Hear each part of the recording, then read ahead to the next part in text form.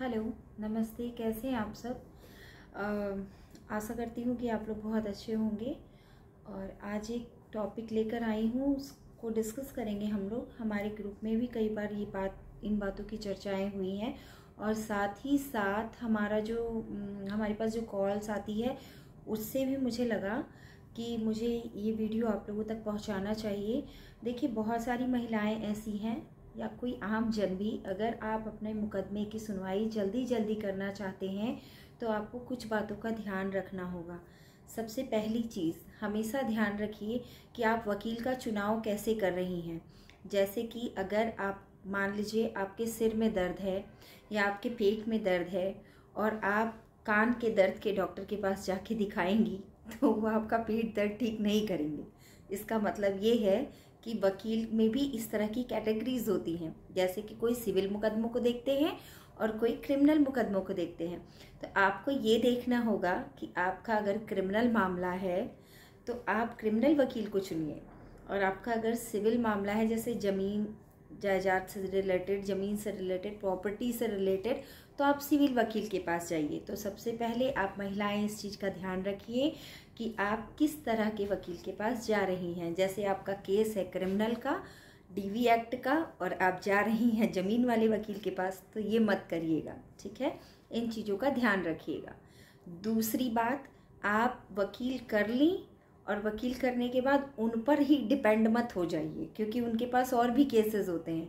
जब तक आप अपने केस में एक्टिव नहीं होंगी तब तक आपका वकील भी आपके केस में कोई इंटरेस्ट नहीं लेगा, भले आप उसको पैसा देते रहिए। तो इस चीज़ का आप ध्यान रखिए। पहला चीज़ क्या ध्यान रखेंगी आप लोग कि कैसा वकील चुन रही हैं, इस वकील पर ध्यान दीजिए। कि ऐसा नहीं कि वो प्रॉपर्टी रिलेटेड केस देखते हैं, सिविल के वकील हैं, आप अपना क्रिमिनल वाला फाइल लेके पहुंच गई, पैसे भी दे दी और फंस गई।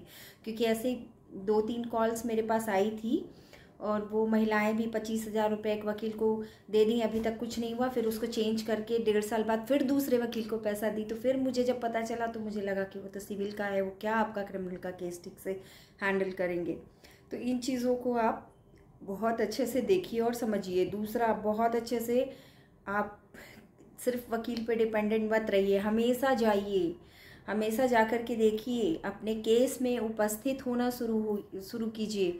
हर डेट पर जाइए। महिलाओं की यही समस्या है, अपने डेट पे केस के डेट पे जाती ही नहीं है। तो आप अपने केस के डेट पर जाना प्रारंभ कर दीजिए। अगर अभी तक नहीं जा रही थी तो पता करिए आपका केस नंबर क्या है और कौन सी डेट पड़ती है। हर डेट पर जाइए, देखिए होता क्या है। तो इससे क्या होगा, जब आप हर डेट पे पहुंचेंगे, वकील साहब हम आ गए, हमारी आज डेट है, तो वकील भी एक्टिव हो जाएंगे। अरे ये मैडम तो बहुत दिमाग लगाती हैं, मैडम तो अपने केस में बहुत वो हैं, एक्टिव हैं। इसलिए अपने केस में दिमाग लगाना शुरू कीजिए, सिर्फ वकील पर डिपेंडेंट मत रहिए, ठीक है। तीसरा, आप ये काम कर सकती हैं, जैसे मान लीजिए कोई भी केस है आपका, काफ़ी लॉन्ग टाइम से चल रहा है, पेंडिंग है, तो आप 226 में हाई कोर्ट जा सकती हैं, मैंडमस फाइल कर सकती हैं कि हमारा फास्ट ट्रायल कराया जाए। कुछ पैसा लगेगा, छोटा मोटा वकील देख लीजिएगा हाई कोर्ट का, बहुत ज़्यादा तो नहीं, 10,000 रुपये तो एटलीस्ट लगना चाहिए। 10,000 रुपये तो लेगा ही कोई वकील। 2-3 डेट में आपका फाइनल हो जाएगा। तो मैंडमस फाइल करवा दीजिए कि हमारे केस का जो ट्रायल है वो 6 महीने में कंक्लूड कर दिया जाए, या 9 महीने में कंक्लूड कर दिया जाए, ऐसा कुछ। या फिर day by day, per day हमारे केस की हियरिंग कर दी जाए, तो उतनी जल्दी आपका केस जो है वो डिस्पोज्ड ऑफ हो जाएगा। मतलब आपका केस का ट्रायल जो है वो जल्दी से ख़त्म हो जाएगा। तो ये 3 तरीका इस्तेमाल करिए, ये जो मैंने आपको बता दिया। अपने केस में हमेशा एक्टिव रहिए, हमेशा एक्टिव रहिए। अपने केस की फाइल को पढ़िए, केस में क्या है देखिए, समझिए, आइए जाइए, अपना सर्टिफाइड कॉपी निकालना शुरू कीजिए, वकील से बात करना शुरू कीजिए। अच्छा, इसका क्या मतलब होता है, आपने इसमें क्या किया है, क्या नहीं किया है, गूगल करिए। फ़ोन है आप लोगों के पास, गूगल करिए, यूट्यूब है, देखते रहिए, ठीक है। तब तक के लिए धन्यवाद, नमस्कार।